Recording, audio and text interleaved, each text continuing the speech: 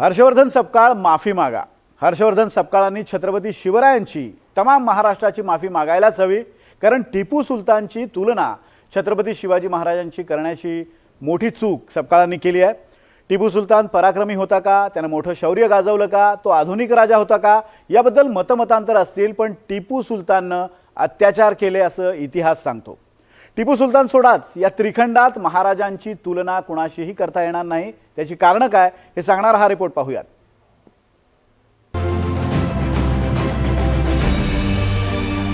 यशवंत, कीर्तिवंत, सामर्थ्यवंत, वरदवंत, पुण्यवंत, नीतिवंत असा हा आमचा जाणता राजा।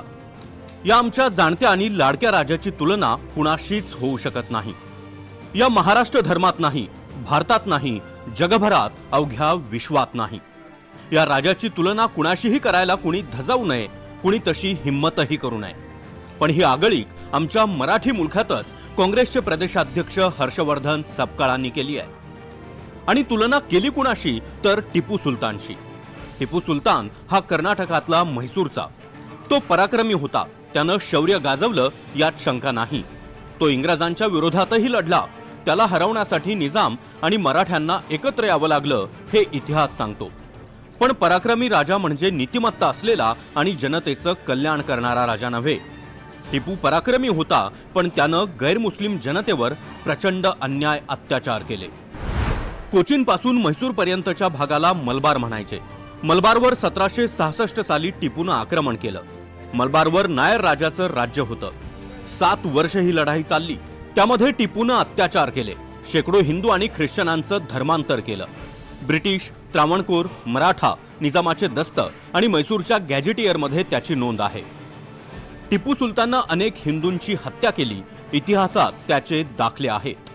त्यानंतर कालिकतला तशाच प्रकारे त्यानं आक्रमण केलं आणि खास करून जे कुर्ग आहे दक्षिण कर्नाटकामधलं, तर त्यावेळेला जे काही वर्णन या ठिकाणी आलंय, मीर हुसेन किरमानी इतिहासकार त्याच्यामध्ये वर्णन आहे, किंवा वायोजिन ईस्ट इंडिया कंपनी याच्यामध्ये सुद्धा याचं वर्णन आलं आहे की तो हत्तीवरनं त्या शहरामध्ये प्रवेश करतोय आणि त्या दिवशी फाशीवर लटकलेली लोक दिसत आहेत, किंवा त्या ठिकाणी ज्यांनी इस्लाम कबूल केलं नाही त्याच्याकरता सुद्धा त्यानं फार मोठ्या अशा प्रकारची शिक्षा फरमावली आहे। 30,000 ब्राह्मणांची किंवा 30,000 लोकांची त्यानं हत्या केलेली आपल्याला आढळून येते। आणि त्याचबरोबर बरेचशी मंदिरं त्या ठिकाणी पाडली, अशा प्रकारचा उल्लेख। टिपू सुलतान त्याच्या सरदारांना पत्र लिहायचा।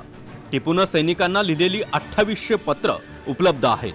त्यात तो म्हणतो, मी मलबारमध्ये मोठा विजय मिळवलाय, 1 लाख हिंदूंचं इस्लाममध्ये धर्मांतर केलंय। मी लवकरच त्रावणकोरच्या राजावर आक्रमण करणार आहे, त्यालाही इस्लाम स्वीकारायला लावेन। 70,000 ख्रिश्चन, 1 लाख हिंदूंचं धर्मांतर केल्याचा उल्लेख त्यात आहे। टिपूला आपण दक्षिण भारतामध्ये टिपू राहतोय, या दक्षिण भारताचा विचार केला तर आपल्याला इथं आदिलशाही आहे, नगरची निजामशाही असेल, किंवा हैदराबादचा त्यानंतरचा जो निजाम असेल, गोळकोंड्याची कुतुबशाही, यांना तेवढं मोगलासारखं आपण नावं ठेवत नाही। त्याचं कारण आहे की त्यांचं सहिष्णू धोरण।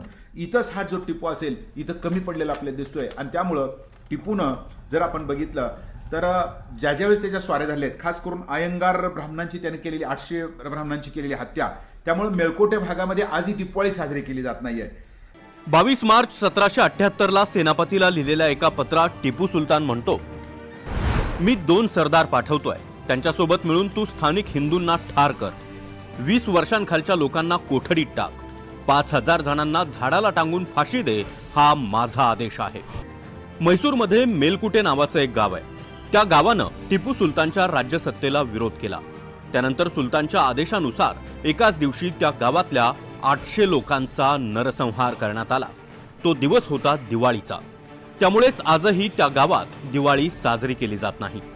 आता महाराष्ट्राचा त्याचा 2 संबंध मी इथं सांगतोय, तर त्याच्यामध्ये जे आपले संताजी घोरपडेचे जे घर आहे गुत्तीचे मुरारराव घोरपडे, तर यांना सुद्धा मुरारराव घोरपड्यांना सुद्धा अतिशय क्रूरपणे त्याने मारलेलं आपल्याला दिसतंय। आणि त्याच्याच बरोबर बदामीच्या बाजूला असणारं नरगुंद आणि रामदुर्ग संस्थान जे आहे, भावी संस्थान, तर तिथं ज्यावेळेस आक्रमण केलं तर त्यांची पत्नी आणि मुलीनं जी बाजूला असणारी जी नदी आहे गटप्रभा मलप्रभा त्याच्यामध्ये जाऊन आत्महत्या केली। म्हणजेच इथं त्यानं हा याच्यामध्ये आपल्याला कमी पडलेला हा जो असेल हा दिसतोय, आणि त्याच्यामुळं तो बदनाम झालेला आहे। टिपूला लढाईत हरवल्यानंतर ब्रिटिशांनी त्याची तलवार इंग्लंडमध्ये नेली।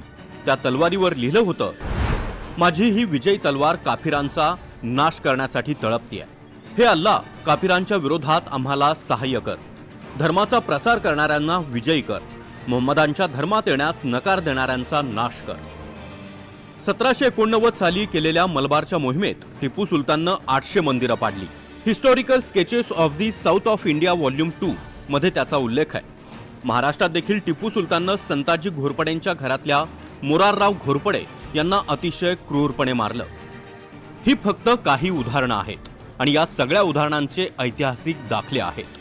कुठलाही राजा हा पराक्रमीच असतो. त्याचं राज्य वाचवण्यासाठी त्याला लढाई करावीच लागते, म्हणूनच तो राजा असतो. पण पराक्रमी राजाला नीतिमत्ता जमतेच असं नाही आणि म्हणूनच नीतिमत्तेच्या कसोटीवर 100% खरा उतरणारा आमचा राजा शिवाजी राजा.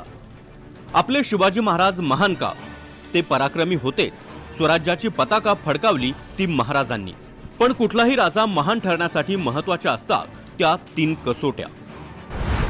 छत्रपती शिवाजी महाराजांनी कधीही धर्मांमध्ये आणि जातीमध्ये भेदभाव केला नाही.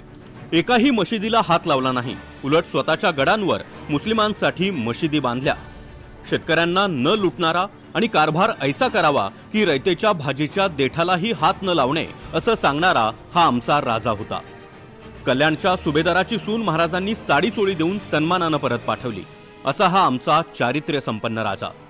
आणि म्हणूनच शिवाजी महाराजांची तुलना कुणाशीही होऊ शकत नाही. टिपू सुलतानचा तर संबंधच नाही. एखाद्या समाजाचं तुष्टीकरण करताना, मतांसाठी राजकारण करताना आपल्या राजाची उंची कमी करण्याचा प्रयत्न झाला तर तो अक्षम्यच. हर्षवर्धन सपकाळांनी नाक घासून माफी मागायलाच हवी. कारण हे फक्त वक्तव्य किंवा तुलना नव्हे, तर हा संपूर्ण महाराष्ट्रावर झालेला घाव आहे. Bureau report, NDTV Marathi, Mumbai.